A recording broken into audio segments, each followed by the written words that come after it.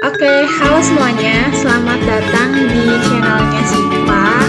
Nah, bagi kalian yang baru mampir di channel aku, kalian bisa subscribe dulu untuk mendapatkan informasi lebih lanjut seputar education, sharing session, dan lain-lain. Kalau kita ngomongin tentang tidur malam, terus nanti kita ada kewajiban buat bangun pagi karena kita punya kewajiban, terus kita punya alasan kenapa kita harus bangun pagi yang namanya ikigai tadi. Kadang kita ngerasa kayak capek banget sih, kayak udah kayak beban tuh numpuk di pundak, di pikiran, hati, pokoknya pikiran tuh lagi berantakan banget gitu, kayak lagi ada di titik terendah gitu, lagi down-downnya gitu. Sebenarnya itu fase wajar sih, semua orang pasti ngalamin fase-fase itu. Dan itu emang tandanya kalau misalkan lagi capek itu tuh kayak sama halnya kita tuh pusing gitu. Karena kadang orang tuh ngomong, aku pusing ih gitu kan. Nah ada orang yang jawab, berarti kamu lagi mikir kayak gitu kan. Kalau kamu nggak pusing berarti kamu lagi nggak mikir gitu. Iya, iya. Sama pas aku ngerasa capek banget nih, berarti kamu lagi berkorban atau berjuang kayak gitu. Mungkin kayak simpelnya sih kayak gitu. Ya nggak apa. Benar-benar. Nggak capek berarti kamu lagi diem. Kadang diem juga capek sih. Aduh, tamparan untuk kaum rebahan nih. Ya benar. Aku itu adalah aku. Nah itu apa ya, fase capek itu emang wajar sih. Tandanya kita lagi berjuang gitu. Lagi berjuang apa gitu. Lagi berjuang buat produktif ke hal-hal positif atau lagi produktif ke hal-hal yang nggak positif alias negatif kayak gitu. Nah, tapi ketika kita merasa capek, kadang kita ngerasa waktu istirahat tuh paling penting, kayak butuh aku kayak gini nih, misalkan lagi di apa ya, dikasih tugas yang numpuk gitu. Kita kayak ngerasa kayak aku kayak nggak ada waktu istirahat gitu kan. Banyak yang ngeluhin kayak gitu termasuk aku. Tapi sebenarnya tapi sebenarnya kalau misalkan kita merindukan apa sih merindukan? Iya pokoknya merindukan waktu istirahat yang kita pengen misalkan rebahan sedikit lah atau gimana lah karena kita emang lagi banyak deadline misalkan. Itu sebenarnya kita pernah ngerasain gak sih kalau misalkan waktu istirahat kita tuh nikmat banget. Pas malam sih, kalau pas siang kayaknya kayak nggak bisa tidur, malah kayak apa ya, kayak malah aduh daripada tidur siang mending aku inilah. Kalau misalkan pas daring kayak gini sih, pas daring kayak gini. Karena aku kayak ngerasain gitu. Pas kita tidur larut malam, kita tuh kayak apa ngerasain nikmat banget sih. Kayak tubuh tuh bisa direbahin tuh kayak nikmat banget. Kayak emang bener-bener kita tuh capek gitu. Padahal kadang kita juga cuman ngerjain pun kita masih bisa makan, kita masih bisa main handphone atau buka WA atau apa gitu. Tapi istirahat kita tuh rasanya nikmat banget. Pas malam sih, pas malam. Bukan mas. Nah terus ada cerita nih Pak dari Presiden BEM Tasikmalaya yang angkatan 2019 yang baru lengser kemarin tuh. Iya. Kan pas waktu itu ada di Tasikmalaya, UPI Tasikmalaya, itu ngadain yang namanya School Mawapres. Nah, kepala sekolahnya itu Teh Widani gitu. Nah, pas penutupan itu ada kayak sentilan dari beberapa tokoh yang penting di Tasikmalaya itu, di UPI Tasik maksudnya, UPI Tasikmalaya, termasuk Presiden BEM UPI Tasikmalaya angkatan 2019. Maksudnya masa jabatan 2019. Namanya Kang Fajar atau Pajar ya? Pajar ya, Iya. Fitri. Nah, jadi katanya tuh kayak misalkan gini, beliau tuh cerita panjang banget tentang kayak perjuangan, pengorbanan selama beliau jadi bagian dari BEM, karena beliau kan jadi presidennya. Dan selain jadi presiden, ternyata sebelum jadi presiden tuh beliau ngejabat jadi ketua himpunan PGSD di sana juga di UPI Tasik. Dan pas beliau menjabat di himpunan, beliau tuh lagi ngejabat jadi apa gitu di pondoknya gitu. Jadi kayak benar-benar produktif banget gitu, sibuk. Ya, produktif itu ya yang lebih baik. Iya. Jadi tanggung jawab sama di himpunan lagi ditunggu LPJ-an, di pondok juga seperti itu. Jadi kayak bener-bener capek banget lagi di fase-fase kayak udah pengen dihentiin aja gitu. Tapi kayak aku ngira gitu. Kalau orang-orang yang hebat di UPI Tasik tuh jarang yang namanya sampai kayak gitu, kayak ngeluh terus pokoknya sampai nangis gitu kata Kang Fajar Fajar Fitria tuh. Dan pas nangisnya itu tuh pas beliau lagi mau tidur pas malam kayak ngerenung gitu. Jadi kayak ngerasa capek, pas capek gitu bisa curhat juga cuma sama orang tuanya gitu. Aku ngira ya mungkin emang semua eh itu karena kembali lagi karena kita manusia, jadi kita juga pasti punya fase kayak gitu. Tapi aku kayak baru iya iyalah, aku kayak sadar aja kayak suntikan bener ya. Kalau misalkan ngeluh tuh ya bukan hal yang harus dihindari, emang wajar setiap orang pasti punya fase-fase kayak gitu, tapi nggak menutup kemungkinan buat kita punya rasa buat bangkit lagi. Karena kita nggak mau kan tenggelam terus dalam kelarutan apa ya, kayak gitu fase-fase di titik terendah kayak gitu. Iya nggak Pak? Benar. Kayak ngerasa capek ya, saking kita tuh udah capeknya banget itu tuh emosionalnya tuh diekspresikannya sama nangis, itu tuh udah fase Iya, yang lemah-lemahnya banget manusia itu tuh bener-bener. kayak emosional kita yang paling kita enak buat tuangin saat itu sih emang nangis sih karena kita nggak bisa nyalain orang lain, kita nggak bisa berbuat apa-apa selain kayak greget sama diri kita sendiri gitu. Pengen pengennya kayak istirahat udah tapi di pikiran tuh kayak numpuk banget. Mana sini di situ. Ya Allah, emang benar-benar ngerasa capek itu emang wajar. Bener. Tapi emang kan pasti ada di fase-fase kayak gitu pasti ada. Cuman bedanya tuh pas dulu SMA, aku nggak pernah kayaknya di sangat-sangat di titik terendah tuh kayak nggak pernah deh. Pas SMA tuh jarang ya apa ya kita kayak terlalu apa ya ngerasa capek buat tertantang dengan kehidupan tuh kayaknya jarang gitu. Belum ya, belum fasenya gitu. Belum belum. Jadi kayak emang kayak nggak tahu itu emang awal gitu, awal dari sebuah tekanan, terus nanti bakal ada tekanan yang lebih besar lagi itu sebenarnya emang ada gitu fase-fase capek, merasa capek. Kadang ada yang bilang kalau aku capek pengen nikah aja, padahal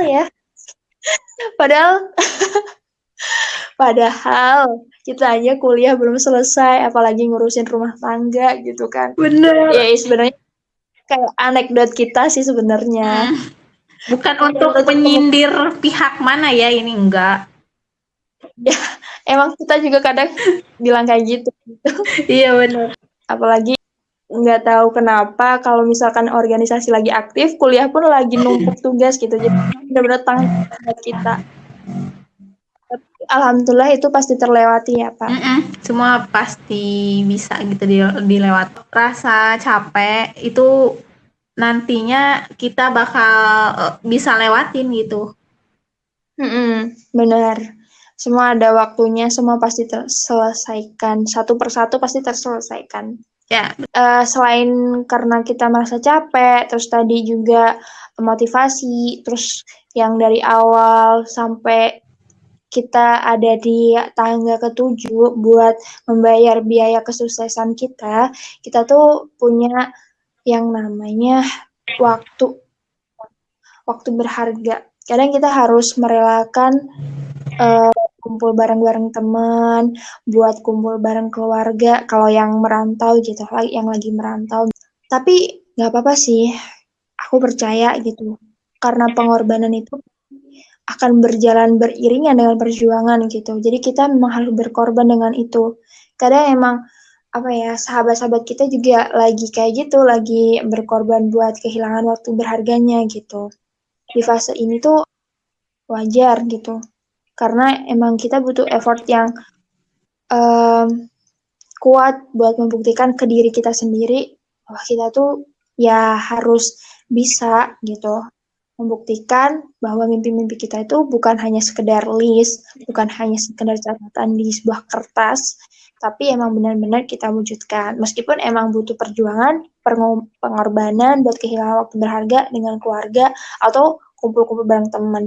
Mungkin dulu pas kita SMP, SMA, itu emang sering banget yang namanya jalan bareng, ngegeng, terus kayak kumpul di mana ngerjain tugas bareng atau ya pokoknya yang jenis kerja kelompok gitu atau sekedar main-main aja padahal pas kumpul juga kita lebih fokus ke HP kalau mau yang zaman sekarang sih Bener. lebih kayak mengungkapkan daripada kita di rumah gitu cerita-cerita bareng teman gitu jadi memang buat ngabisin waktu jalan-jalan kayak gitu bareng teman karena kita pas SMA gitu sadar kalau misalkan waktu SMA tuh waktu yang paling apa sih kalau kata orang jadi zaman SMA tuh zaman yang paling apa sih Pak? Oh, ini masa-masa terindah ya? Ya benar masa-masa terindah gitu. Masa SMA kayak gitulah pokoknya.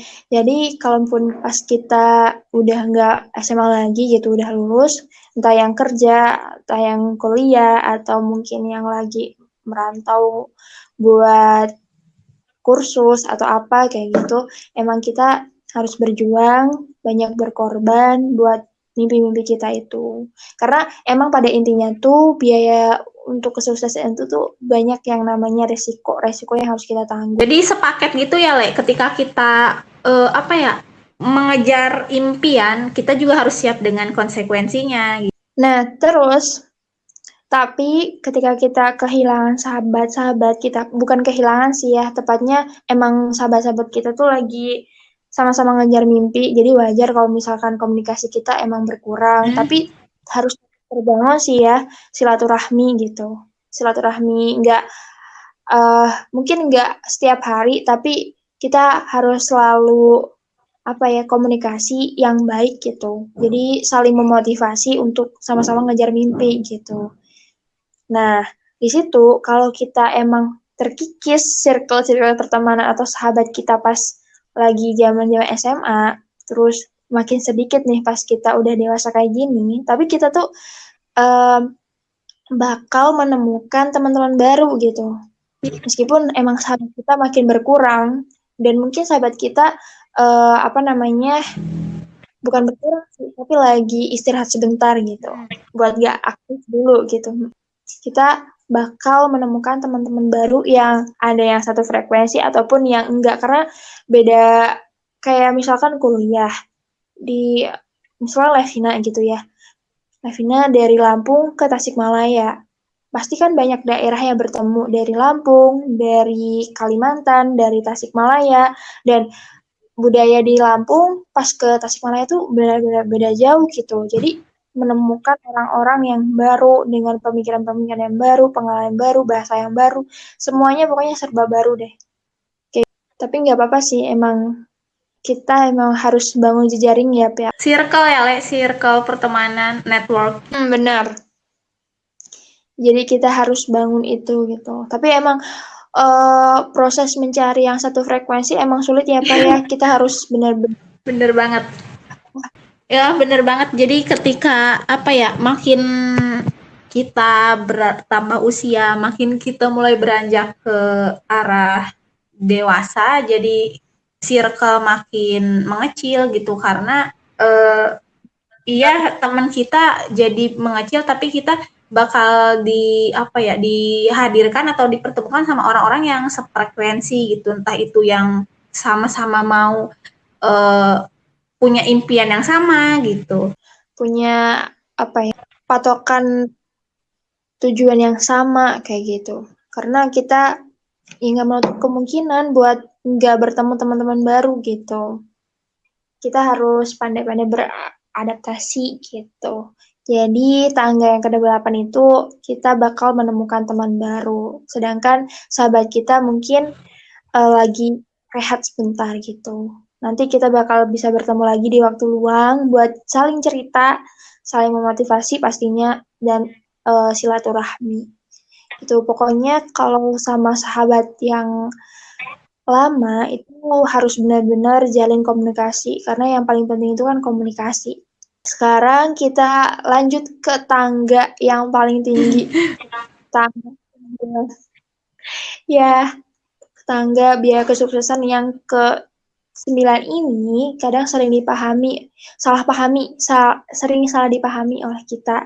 Jadi kita kayak ngerasa udah berjuang susah payah, tapi nyatanya kayak kita tuh benar-benar apa ya? Kadang misalkan contoh kayak gini nih. Kadang kita udah berjuang, udah berkorban, udah banyak banget, tapi emang kita masih punya kegagalan gitu. Masih bertemu dengan gagal. Terus kita dapat cibiran dari orang-orang. Tapi yakin gitu, yakin aja ke diri kita. Cibiran orang itu nggak akan pernah berhenti. Meskipun kita sukses, meskipun kita gagal, orang tuh bakal nyibirin kita. Yang penting kita tuh berusaha untuk lapang hati aja buat menanggapi, atau bahkan jangan menanggapi sih, kayak videonya Fatur dari BEM UGM, aku pernah nonton. Fatur tuh bilang, di sebuah kajian tuh dia bilang, ada seorang anak, ada seorang anak, dia tuh punya cita-cita buat uh, nerusin sih lanjutin pendidikan di Singapura apa di mana ya. Pokoknya dia punya cita-cita gitu. Dan dia tuh ngungkapin itu di dalam kelas gitu. Tapi teman-temannya kayak ngerendahin gitu. Jadi kayak ngejibir, kayak emang mungkin ya kamu, kayak ibaratnya hmm, mereka tuh meremehkan mimpi si orang itu gitu. Tapi kata Fatur itu kayak gini, kita emang nggak bisa buat nutup mulut orang-orang karena kita cuma punya dua tangan. Yang harus kita lakukan itu ya cukup menutup hati, bukan menutup hati, menutup mulut kita dan melapangkan hati kita gitu buat menerima semua yang ada di lingkungan kita. Ibaratnya kalau misalkan ini ilmu fisika, kita tuh sebuah neutronnya gitu, dan orang-orang yang ada di kita, cibiran atau pujian dan sebagainya, pokoknya yang ada di sekitar kita di lingkaran itu tuh energi positif sama proton sama apa yang elektron gitu. Mau kita ambil yang positifnya atau mau ambil yang negatifnya gitu. Itu sebenarnya semua tuh netral, tapi tergantung kita mau yang positif atau negatif. Kadang cibiran orang tuh bisa berlaku positif buat diri kita kalau kita bijak dalam menerimanya. Kadang juga bisa mendownkan diri kita karena kita nggak bisa berlaku buat menerima itu gitu. Jadi ada kata-kata dari dosen tercinta dari UPI Tasikmalaya.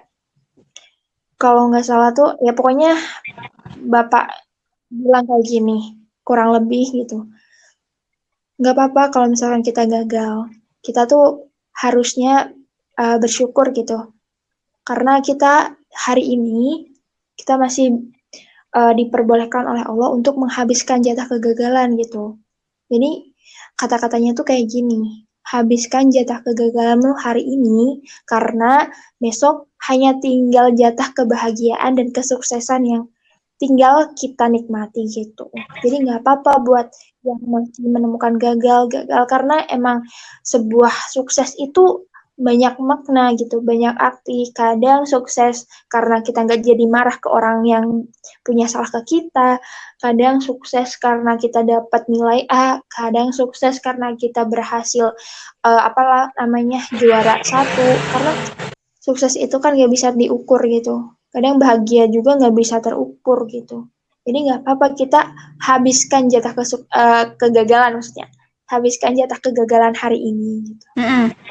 Orang kan ya, orang sukses pun itu tuh punya sebuah proses yang gak gampang gitu. Jadi kalau misalkan kita tahu orang sukses, jangan kita lihat pencapaiannya, tapi kita lihat prosesnya gitu. Terus kalau misalkan kita tahu orang yang gagal, kita jangan lihat prosesnya gitu, karena dia pasti gagal gitu, prosesnya yang gagal-gagal, tapi kita lihat pencapaiannya. Kalau dia gagal gitu, pas misalkan kita ikut LCT, terus apa lomba cerdas cermat ya LCC ya. Nah, terus pas babak semifinal itu dia gagal. Itu kayak orang tuh pasti ngejudge kamu nggak bakal juara gitu, atau mungkin kamu gagal gitu misalkan. Tapi jangan lihat gagalnya, tapi lihat pencapaiannya. Dia kayak udah hebat tahu, dia udah masuk semifinal gitu, daripada yang nggak ikut gitu, atau daripada yang cuma ngejudge doang kayak gitu. Dia udah juara gitu. Nah, iya. Jadi kayak ini ya, Le, karena kan di fase kita apa ya namanya tuh, kayak mungkin kita tuh selangkah lagi nih atau beberapa part kegagalan lagi nih, kita tuh bakal menuju kesuksesan di mana mental kita harus dipersiapkan gitu. Jangan sampai kayak kita tuh lagi di fase down terus kayak ngerasa kok aku tuh gagal mulu ya gitu. Jadi yang terpenting tuh kita fokus untuk mengendalikan apa yang bisa kita kontrol gitu di fase ini tuh. Jadi udah aja gitu, kayak kita misalkan lagi ngejar buat apa ya, Le, kayak lomba KITE. KTI ya. Iya bukan? Iya kok KIT sih. Nah, lomba Udah. KTI.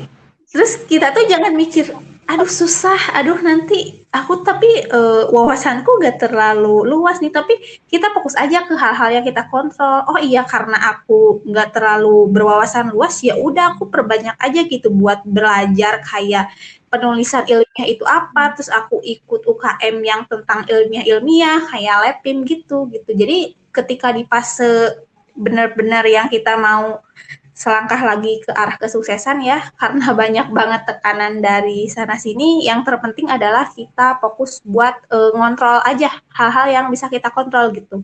Toh hal-hal yang di luar kendali kita itu jangan dipikirin gitu. Nah, ya benar, termasuk cibiran-cibiran orang dan judge itu ya, Mm-mm. Pak ya. Karena kita yang kontrol itu semua gitu. Jadi kita fokus aja buat mencapai tujuan kita yang selangkah lagi Iya, gitu. betul. Penting, motivasi diri itu penting banget. Nah, aku ada sedikit cerita nih dari buku recommended banget buat teman-teman. Bukunya tuh judulnya Hidup Sekali Berarti Lalu Mati gitu. Jadi di situ ada sebuah bab yang menceritakan seekor burung elang. Aku cerita Boleh, boleh. sedikit ya, Kak. Di situ tuh ceritanya, aku sebenarnya baru tahu sih. Kan burung elang itu kan seekor unggas gitu. Ternyata si burung elang itu adalah hewan unggas yang paling lama, paling panjang umurnya, yaitu sekitar 70 tahun. Tapi ternyata di umur 40 tahun itu adalah umur yang paling berat buat si ekor elang itu. Karena apa? Di umur 40 tahun tuh ternyata dia tuh punya pilihan besar yang harus dia betul-betul putuskan gitu. Antara dia memilih untuk tetap apa namanya, hidup dalam kesengsaraan karena di umur 40 tahun itu dia harus mengalami apa, bulu yang semakin tebal, terus kuku yang semakin tebal dan memanjang, paruh yang semakin panjang sampai membengkok ke arah dada gitu. Jadi benar-benar kayak udah tua banget gitu. Tapi kalau misalkan dia memilih untuk di umur 40 tahun itu dia harus memilih untuk menjadi seekor yang luar biasa, seekor elang yang luar biasa gitu. Dia harus pasti terbang ke atas gunung buat bikin sangkar di sana, tapi tetap sih pas di situ juga dia pasti ngerasain yang namanya sakit gitu, ngerasain yang namanya pahit hidup. Tapi bedanya yang pertama tadi dia hanya apa sih namanya, memilih untuk ya udah gitu pasrah. Tapi kalau yang satu ini dia harus berjuang dulu buat menggapai sesuatu yang luar biasa tadi gitu. Nah, pas kalau dia memilih untuk yang berjuang tadi, yang naik kok naik sih, terbang ke atas gunung tadi, terus bikin sangkar. Di situ tuh dia harus mencopot si paruhnya dia itu.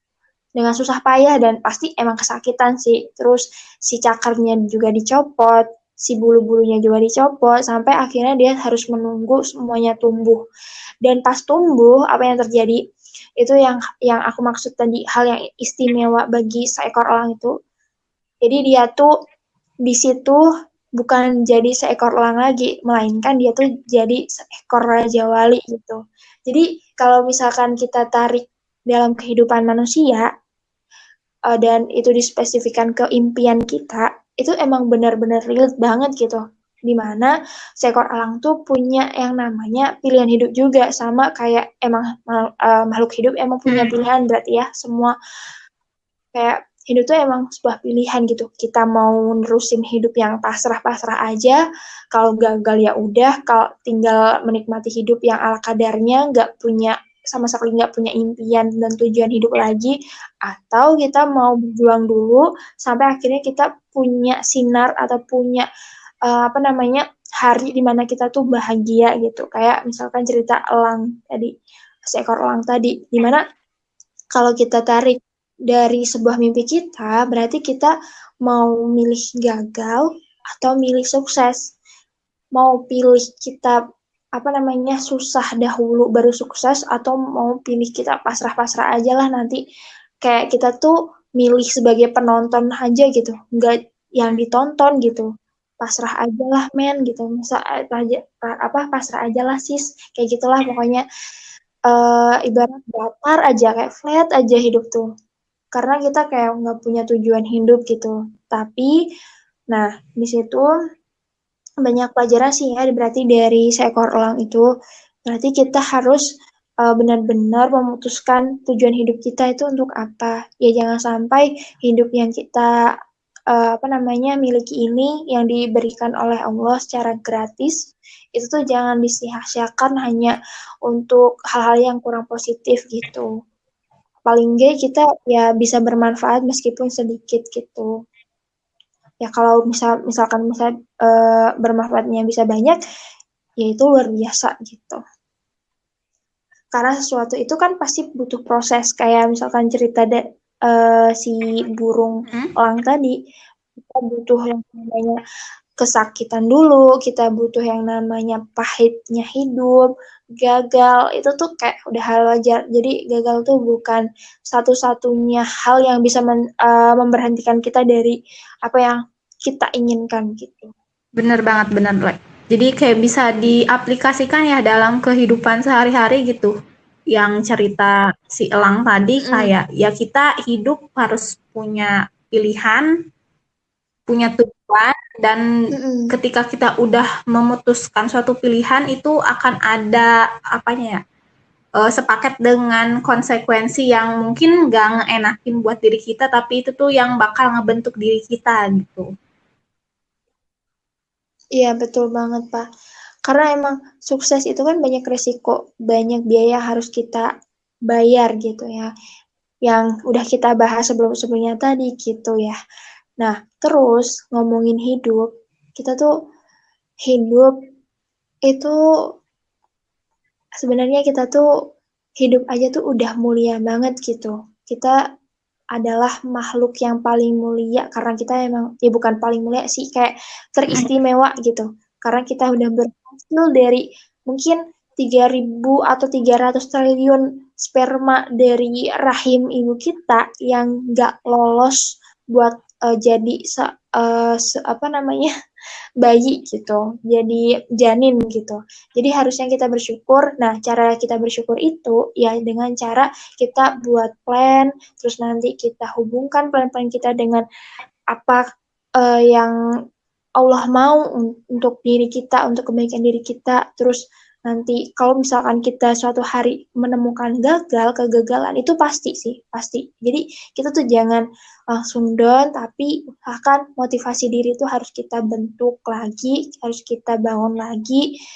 Kalaupun kita nggak bisa memotivasi diri kita, berarti kita punya cara satu lagi buat cari misalkan mentor, teman, partner, atau mungkin kita bisa secara menggunakan media sosial kita buat cari-cari kayak misalkan YouTube, podcast. Sekarang kan kayak platform-platform tuh kayak terus berluas buat ya tergantung kita sih sebenarnya mau milih yang mencari yang hal positif atau yang negatif gitu. Jadi lewat platform-platform itu, kita bisa cari tokoh-tokoh hebat yang kita gandrungi. Apa sih kok gandrungi sih? Apa sih Ya, namanya? Kagumi ya. Buat menyemangati hari-hari kita. Misalkan kayak channelnya Kak siapa ya? Siapa yang pencetus buku Sejuta Meriliana Dolar? ya. Ya, betul itu. Misalkan kayak itu. Kayak kan itu kan yang bergerak di inspirasi dan edukasi. Bagus banget tuh. Ya,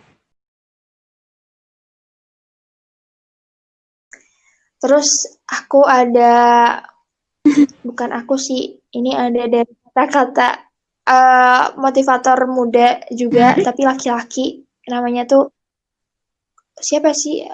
Pratomo Wongso Yudo. Nah, katanya tuh kayak gini. Ini kayak tamparan sih buat kita. Jangan pernah membunuh mimpimu, katanya. Karena mimpi tidak akan pernah mati. Dia hanya akan pingsan dan bangun lagi kalau sudah tua dalam bentuk penyesalan. Dari kata-kata itu tuh kayak, misalkan, jangan pernah melewatkan hari ini dengan sia-sia gitu. Nanti di masa depan kita pasti akan menyesal gitu. iya benar-benar lah. Jadi kayak apa ya? Nggak ada kadaluarsanya sih sebenarnya mimpi tuh jangan menyamakan kayak kesuksesan kita sama orang lain. Nggak dalam artian nggak berlomba-lomba juga sebenarnya. Yang paling apa ya? Iya Yang benar, paling bahaya tuh ketika mimpi kita tuh nggak kita perjuangkan gitu, malah nantinya jadi bentuk penyesalan. Iya benar di masa depan.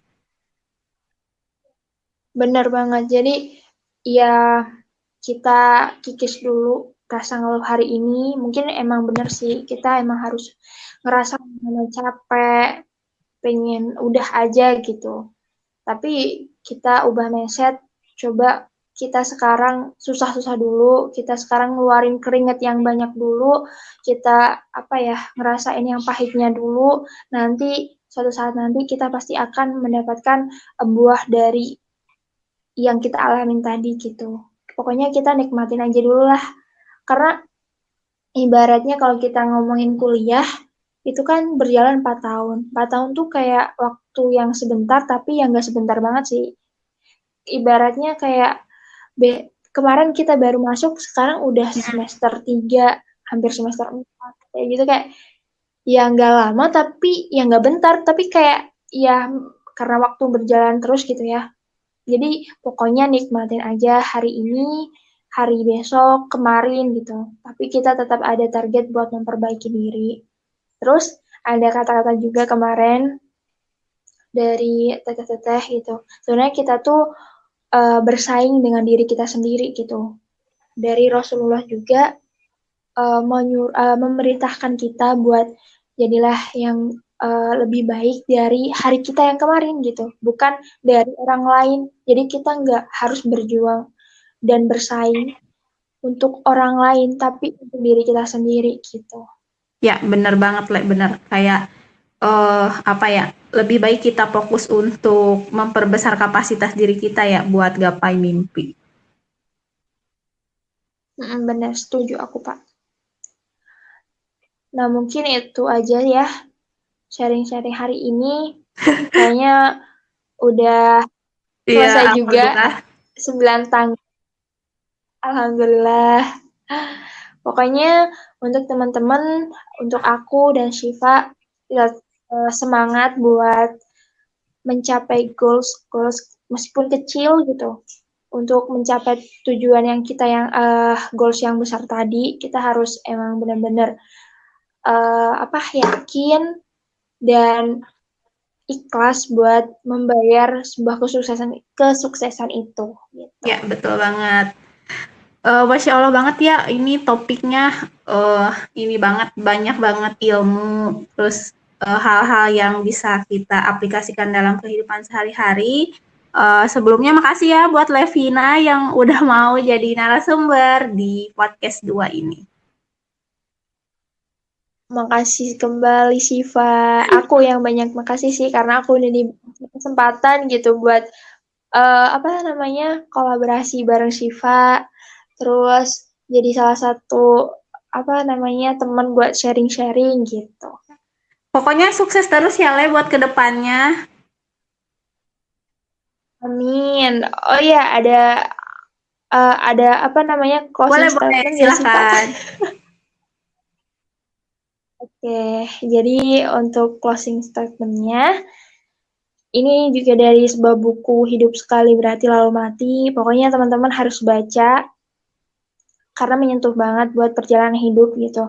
Dari kata-katanya aku kutip gitu. Jangan pernah meremehkan mahakarya Tuhan dengan pilihan hidup kita yang kerdil. Jangan pernah melecehkan mahakarya Tuhan dengan aktivitas kita yang kecil. Sekian, terima kasih. Oke, sama-sama Lele. Nah, semoga podcast ini bermanfaat ya buat teman-teman yang dengerin podcast kali ini. Banyak nilai-nilai atau ilmu baru yang bisa kita terapkan.